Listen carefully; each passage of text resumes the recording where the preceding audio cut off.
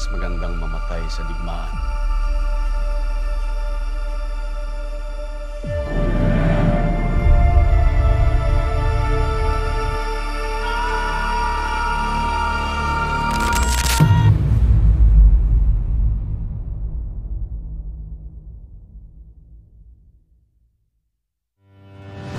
Sa kasaysayan ng Pilipinas, ilan lamang nakapag-iwan ng markang sinlalim ng kay General Antonio Luna.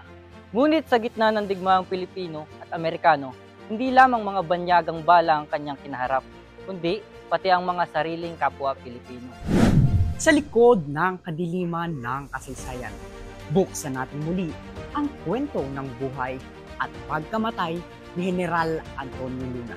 Isang bayaning lumaban hindi lamang sa digmaan, kundi pati na rin sa sariling bayan. Sa dokumentaryong ito, isisiyasat natin ang mga kasinungalingan, pagtataksil, at mga aral na patuloy na humuhubog sa ating pagkakamakabansa at pagkakaisa hanggang sa kasalukuyan.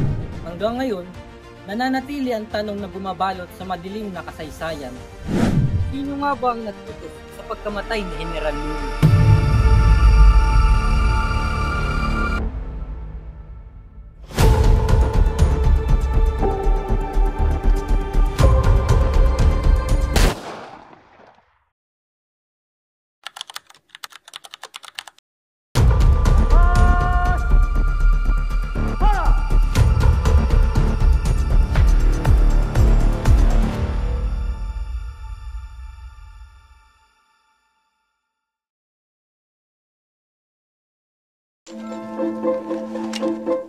Marami din naging kaaway si General Luna nung panahon niya.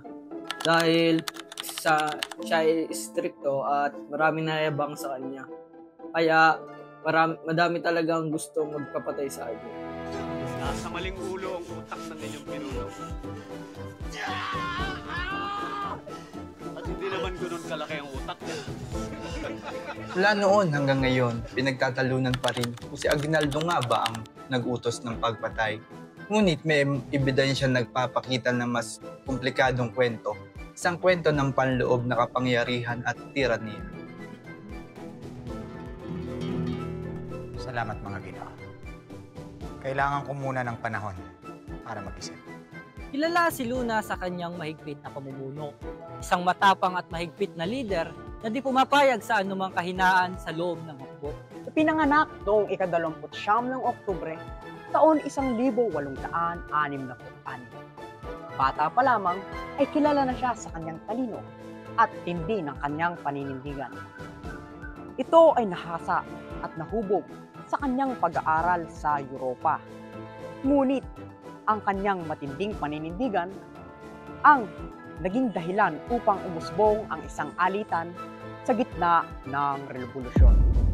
Baliw ka talaga, Luna. Sinusunod ko lang ang gusto.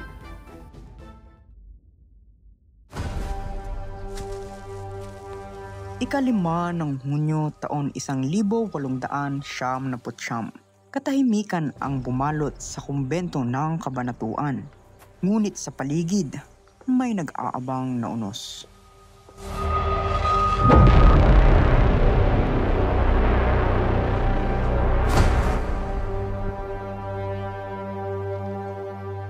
Sa mga tala, si Luna ay nakatanggap ng telegrama mula kay Aguinaldo. Pinadalhan ako ng telegrama ng presidente, nasaan siya? Umalis na. Kanina pang umaga. Umalis! Hindi alam ni Luna na ito na pala ang huli niyang araw sa mundo.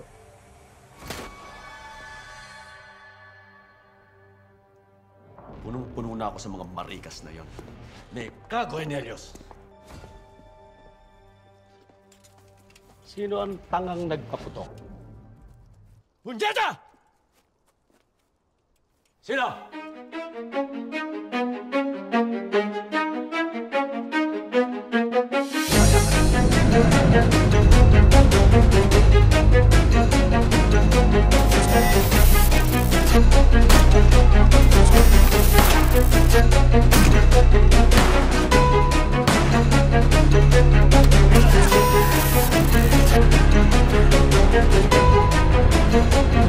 Talagang galit na galit sila kay Luna.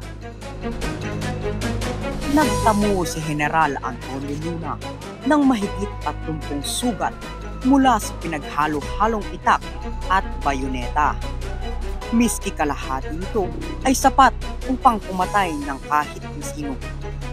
Kung kaya naman, malinaw ang tindi at brutalidad ng pagpaslang sa kanya.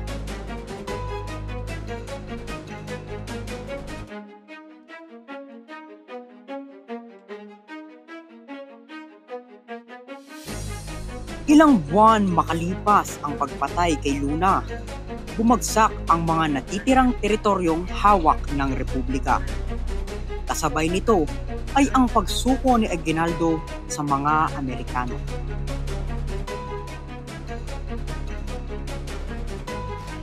You killed the only real general you Right. Mismong sabi ni General Otis matapos ang kanilang tagumpay, agad na lumutang si Aguinaldo bilang pangunahing salarin sa pagpatay kay Luna at ang iba pang mga may galit sa kanya. Sino nga bang nag-utos sa pagpatay kay General? Kasaysayan ng Pilipinas laban kay El Presidente Emilio Aguinaldo at Felipe Buencamino para sa salang pagpatay kay General Antonio Luna. You may now begin your statement. Salamat po, Your Honor. Mga pinunong Aguinaldo at Buencamino. Naririto ko ngayon hindi sa harap ng hukuman ng batas, kundi sa hukuman ng kasaysayan. At ang usapin, ang pagkanulo at pagpaslang sa isang bayani, General Antonio Luna. Ang tanong, sino ang nagutos? Sinusumpa ako sa Diyos, sa ngalan ng aking ama at mga anak, na wala akong kinalaman sa mga pangyayari. Wala akong kinalaman sa pagkamatay ni Antonio Luna. Kasalanan ni Luna ang lahat. Kinalaban niya ang brigada ng Kawin. Inabuso niya ang kanyang kapangyarihan. Lumabis siya sa kanyang ambisyon. Binalak niya na agawin ang pinakamataas na posisyon sa kapuluan. Puro kasinungalingan ang sinasabi ni Luna tungkol sa akin. Mahal ko ang bayan. Oo, magkaaway nga kami, pero hindi ko siya pinapatay. Pangulong Aguinaldo, ang mga sundalong pumatay kay Luna ay yung mga personal na mga gwardya mula sa Kawit. At ang balita, ikaw ay nagpadala ng telegrama kay Luna na magpunta sa kabanatuan, tama? Lahat ng ebidensya at motibo ay tumuturo sa inyo, Pangulo. Hindi ako nagpadala ng kahit anong telegrama sa kanya. Siya nagpadala ng telegrama sa akin na pumunta siya sa kabanatuan para kausapin. Wala nga lang ako nung dumating siya doon. Noong mga panahon na nangyari ang krimen, nasa Bulacan at Pampanga kami. Hingna ng mga kawal sa ilalim ni General Del Pilar, nagsiyasat ng armas. Malaking dagok ang kamatayan ni General Luna. Siya lamang ang may kakayahang gabayan tayo tungo sa kalayaan. Siya ang pinakamatalino kong general. Bakit ko siya papatayin? Si Luna ang pinakamahusay kong general. Tatalo lang ako sa digmaan, tatalo tayong lahat. Hanggang sa kamatayan ay itinanggi ni Presidente Emilio Aguinaldo na meron siyang kinalaman sa pagpaslang kay General Antonio Luna. Subalit na ebidensyang lumutang mula sa masusing pag-aaral ng mga istorya.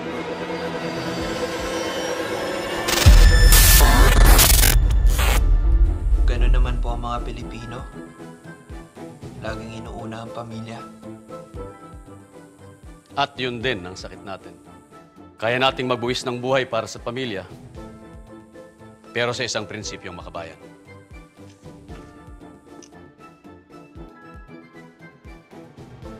Yan ang pagpapatunay na hindi pa tayo handang pamunuan ng ating sarili.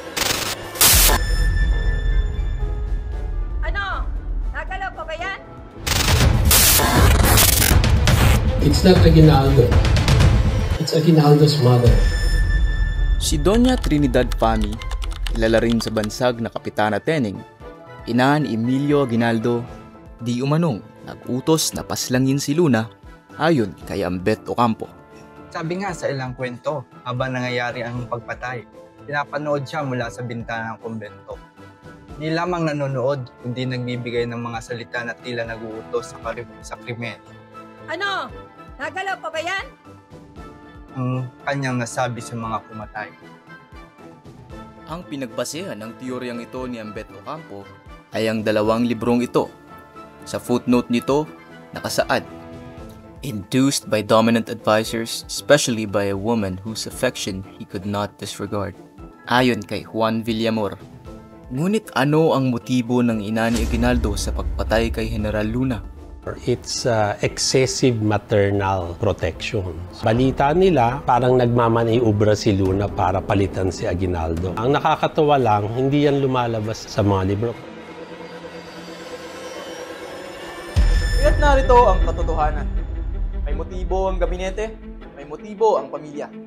At ang mga sundalong gumawa ay nasa ilalim ng iyong kapangyarihan. Ang utos ay maaaring hindi sinulat, maaaring hindi binigkas ng malakas. Ngunit sa pagkiling ng ulo, sa simpleng pagpapabaya, o sa simpleng pag-iwan ng isang pintuang bukas sa karahasan, ang utos ay ibinigay na. At sa hukuman ng kasaysayan, ang hatol ay hindi innocent o guilty. Ang hatol ay tila isang matinding mantsa ng pagdududa na mananatili sa pangalan ng isang bayani. Ang hatol ay ang isang general ay pinaslang hindi sa kamay ng mga kaaway, kundi sa kamay ng sariling kapwa.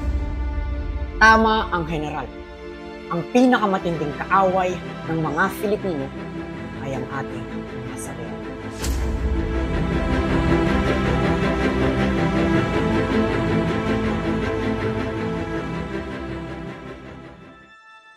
Ang kasaysayan hindi lagi itim at puti.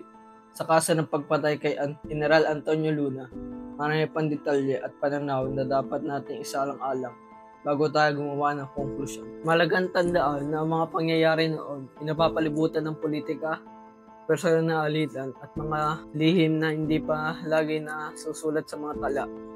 Kaya bilang mga tagapanood, kahit ko kayo maging bukas ang isipan at suriin ang mga iba't ibang panig ng mga kwento.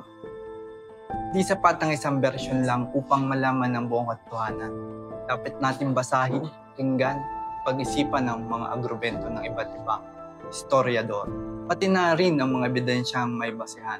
Ang layunin ng pag-aaral ng kasaysayan na hindi lamang tuklasin ang nakaraan, kundi upang maunawaan ang mga dahilan at epekto nito. Sa ganitong paraan, mas lalalim ang ating pagtingin, hindi lamang sa mga tao at pangyayari, kundi pati na rin sa ating kasalukuyan bilang mga Pilipino.